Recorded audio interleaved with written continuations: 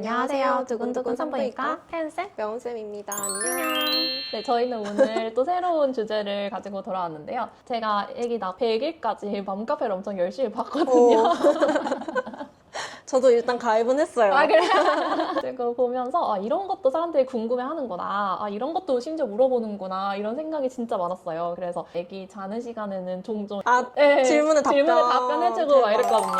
되게 여러 가지 질문들이 있잖아요. 명은쌤 맘카페 들어가 보셨죠? 네, 엄청 다양하던데요. 각부법방도 있더라고요. 맞아요. 성별 확인해주는 방도 있어요, 심지어. 그래서 전문가 선생님들이. 오늘 준비한 방은 임신 질문 방입니다. 임신 준비방입니다. 네, 임신 준비 질문 방입니다. 사실 저도 이런 말이 있다는 거를 맘카페를 보면서 알았는데요.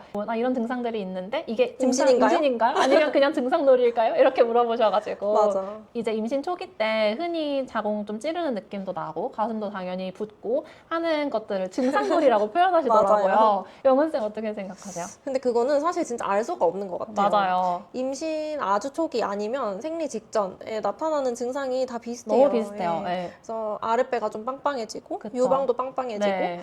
좀 사르르하게 아프고 그쵸. 이런 느낌이 다 뭐 생리 전이나 아니면 임신 초기나 똑같기 때문에 맞아요. 그것만으로 사실 알기 힘듭니다. 너무 증상에 집착하실 필요는 없다. 보통 이제 임태기 해도 안 나올 때쯤 많이 고민하시는 거기는 한데 사실 그냥 하루 이틀만 더 기다려서 임태기 하시는 게 제일 낫습니다. 네.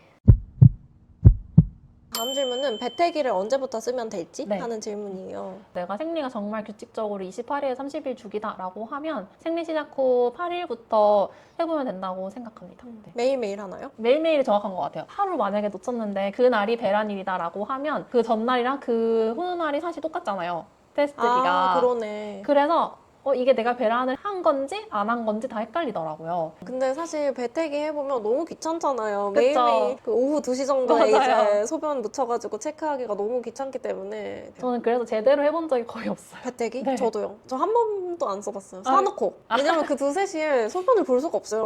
일을 하고 있으니까. 넓게 잡아서 2시에서 4시 사이에. 사실은 저희는 배란 초음파 접근이 워낙 쉽기 그쵸. 때문에 사실 배란 초음파를 사실 많이 보죠. 혼자서 네. 이렇게 혼자서 배로. 이렇게 누워서 혼자서 이렇게 봅니다, 사실. 내 남포가 이번에 왼쪽에서 자라나 맞아. 오른쪽에서 자라나? 어쩐지 왼쪽이 아프네. 맞아.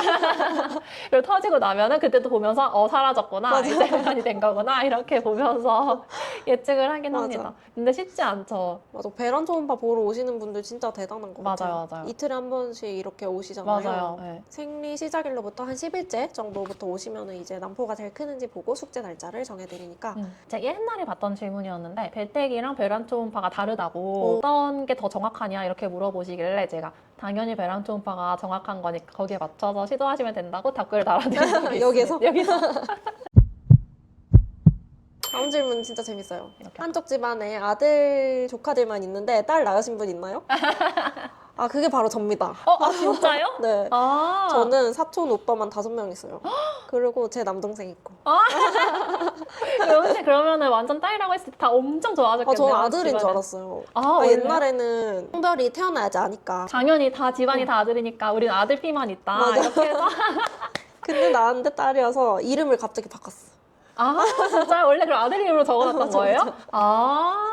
2분의 1의 확률이니까 그럴 수도 있죠. 한쪽에 아들만 있다 또는 한쪽에 딸만 있다고 해서 내 애기 성별이 무조건 아들이거나 무조건 딸이진 않습니다. 그렇죠. 네. 근데 그런 거 있지 않아요? 정형외과 선생님이 아빠인 경우는 무조건 딸만 많이 나온다. 저희가 이제 방사선을 많이 쬐는 과들이 있어요. 예를 들면 뭐 통증의학과, 정형외과, 영상의학과 중에 인터벤션 하시는 분들 거기 이제 계시는 간호사 선생님도 마찬가지고 심장에서 심장 혈관 중재 시술 하시는 분들도 다 똑같이 방사선을 많이 쬐시거든요. 그래서 그런 분들은 대부분 딸을 낳는다고 그런 설이 있습니다. 맞아. 근데 좀 맞는 것 같아요. 저도 맞다고 생각해요. 어느 정도는. 그래서 또 딸 낳고 싶은 사람들 핸드폰 여기 밑에다가 놓고 다니는 그런 거 들어보셨어요? 운전할 때 여기 밑에다가 아빠가. 근데 그건 의미 없죠. 전자파랑 방사선은 완전 다른 거라서. 그러니까 오히려 산부인과는 아들 비율 높다 이런 거 저도 들어보지 않으셨나요? 저 진짜 그런 것 같아요. 그래서 저도 주변에 거의 다 아들이에요. 아들밖에 없죠 진짜. 네, 진짜 뭐 한두 명만 딸이고 나머지는 싹 다 아들. 맞아. 위아래 위에 선생님들 뭐 아래 다 그 이유가 간호사쌤들도 진짜 거의 다 아들이고. 근데 사실 성별은 아빠 때문에 결정되는 거니까 우리가 산부인과인 게 여러분 이렇게 다 미신으로 점쳐지는. 경험적으로 다 판단하고. 맞아. 다음 질문은 태몽에 관한 질문인데요. 뭐 엄청 귀여운 강아지를 받는 꿈을 꾸셨는데 이게 태몽인지 하는 질문인데요. 너무 귀여우시다. 근데 태몽인 것 같아요. 태몽이면 좋겠죠. 아니 강아지를 받았으니까 태몽이 아닐까요? 근데 요즘은 태몽이 많이 없다고 하더라고요, 어. 엄마들이. 왜냐면 시험관도 워낙 많이 하고 하니까. 그게 무슨 상관이에요? 아, 그런가? 너무 피곤해서 태몽을 못 꾸는 게 아닐까요, 요즘? 저는 태몽이 없다고 생각했는데 이모가 가꾸시는 텃밭에 고추가 너무 많이 열려가지고. 고추? 네. 그래서 헐, 완전 태몽이네. 이모가 그 막 탐스럽게 열린 고추들을 초록고추, 막 빨간 고추를 어머. 막 한 바구니 따셨대요. 그거 완전 태몽이잖아요. 고추 선물까지 미리. 그래서 제가 그때 듣고서는 딱 아들인 거 알았어요? 아, 나 아들인가 보다 이렇게 생각하긴 했어요. 대박. 여러 개. 주렁주렁. 아, 주렁주렁 한 바구니. 둘째 아들 아닌가요? 아, 둘째 아들일 수도 있으니까 반응을 잘해야 되겠네요. 아들도 좋죠. 난포 터지는 주사를 맞고 나서 임태기는 언제 해볼지 하는 질문이거든요. 난포 터지는 주사가 고농도 HCG인데 그게 저희가 피검사할 때도 그 성분을 검사를 하는 거고 그쵸. 소변으로 임신 테스트기를 할 때도 같은 성분으로 검사를 하는 거예요. 그래서 HCG를 이미 주사를 한 번 맞았기 때문에 실제로 임신인지 아닌지를 소변으로 확인하기까지 시간이 좀 걸리죠. 한 최대 2주 정도, 14일 정도 되는 것 같고 물론 그 전에도 빠질 수 있기는 하죠. 얼리 임태기 같은 걸 하긴 좀 어렵겠네요. 네. 아니면 연속으로 하는 해보는 방법도 있죠. 점점 네네네. 진해지는지. 점점 옅어진다고 하면 이게 주사 때문이구나 라고 생각할 수 있을 것 같아요. 네. 술을 너무 좋아하는데 임신 준비하면 꼭 끊어야 되는지 사실 너무 공감이 돼요. 명쌤은 어떤 스타일이에요? 저는 술을 진짜 좋아하는데 그래도 생리하고부터는 안 마셨던 것 같아요. 그래서 이번 주기엔 클린하게 가자. 저도 첫째 땐 그랬던 것 같아요. 아, 물론 제가 지금 둘째 임신한 건 아니지만 이제는 다 상관없다고 생각하긴 합니다. 아, 그래요? 그래서 그냥 마셔요. 확인하고부터 끊자. 네네네. 쌤은. 저도 원래는 그렇게 생각을 했는데 근데 또 이게 막상 내일이 되니까 아, 그쵸. 그래도 좀 혹시나 영향 있을까 봐. 조금이라도 영향이 있을까 해서 맞아. 술 마시는 게 임신과 착상에 영향을 미치는 건 아니긴 합니다. 정말 될 놈들 아닌가? 맞아. 보통 그리고 술 먹고 임신된 경우 많잖아요. 많으니까. 그래서 크리스마스 날 이때 맞아, 정말 맞아. 많이 생기잖아요. 다음 질문은요. 임신 피검사 언제부터 권해주는지. 관계 후 10일 뒤라고 말씀드려요. 맞아요. 그 요즘은 진짜 얼리 임태기가 잘 나왔다고 맞아. 생각하는 게 그러니까 얼리 임태기에서 두 줄이 나와서 오신 분들을 검사해보면 거의 진짜 막 낮게 나오죠. 완전 초기인데 그거를 딱 감지를 해서 하더라고요. 속도가 엄청 요즘은 정확한 것 높다. 같아요. 네네. 제가 본 케이스에서는 얼리 임태기가 2줄 나왔는데 피검사 기계 2대로 돌리잖아요. 근데 네네네네. 하나는 5 미만으로 나왔어요. 아, 진짜요? 그러니까 4 아니면 3 아니면 2 이거를 얼리 임태기가 안 안 거죠. 거죠. 요즘은 진짜 기술 발달이 이게 10일쯤 하시면 사실 진짜 연할 거고요. 맞아요. 거의 매지가이. 맞아. 임신이라고 하더라도. 근데 이게 맞나 싶을 때는 피검사 하러 오셔도 되죠. 아, 그쵸, 그쵸. 다음은 배란 유도제에 대한 질문인데요. 배란 유도제를 먹고 언제 병원 가면 되는지. 맞아. 보통은 생리 시작하고 3일에서 5일 사이부터 먹기 5일 시작해서. 정도? 네. 매일 먹으라고 말씀드리는데 그러면 이제 난포가 좀 잘 잘 자라죠. 자라고 네. 클로미펜 같은 경우는 개수도 많아지죠. 레트로돌은 하나가 튼튼하게 잘 자라고. 자라고 난포가 얼마나 컸는지 초음파를 보러 가잖아요. 네, 그게 네. 바로 배란 초음파죠. 맞아요. 몇 센치 정도 컸는지 어느 위치에서 컸는지 확인하기 위해서 내원하시라고 말씀드리는데 저는 보통은 한 MCD 10일 정도 생리 시작일로 보시라고. 네. 그때 왔을 때 뭐 난포가 당연히 2cm까지 크지는 않았겠지만 네, 네. 뭐 잘 크고 있는지 어느 쪽에서 자라고 있는지 그런 맞아요. 거 보고 또 언제 초음파 보러 오실지 정하고. 그쵸. 난포 맞아요. 터지는 주사까지 맞으면 확실히 확률이 올라가기 때문에 난포 사이즈가 충분하다 2cm 정도 된다고 하면 난포 주사를. 터지는 주사, 배란 유도 주사를 맞고 이제 날짜를 드리죠. 저는 클로미펜을 한번 먹어봤는데 클로미펜 먹고 너무 난포가 많이 자라서 여러 개? 네, 3개월 쉬었어요. 클로미펜은 확실히 난소가 좀 붙더라고요. 네. 저는 레트로졸 먹어봤는데 진짜 하나가 튼튼하게 잘 자라요. 그래서 저는 환자분들한테 주로 레트로졸을 먼저 처방하는 편이기는 맞아요. 해요. 다음 질문은요. 임신 준비하는 분들 나팔관 조영술에 대한 질문이에요. 네. 명은쌤 해보셨나요? 아니요, 나팔관 안 조영술. 해봤어요. 엄청 아프다는 얘기 들어가지고 저는 한번 해봤는데 진짜 개 아팠어요.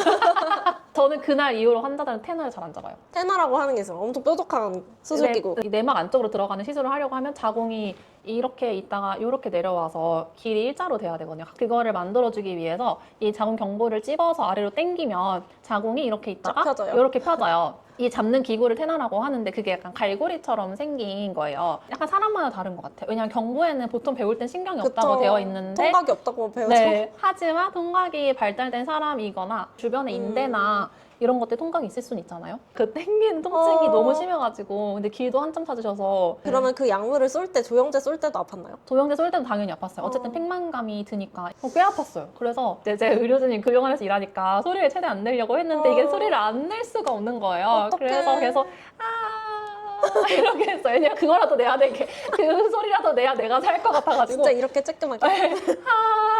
이렇게 했어요.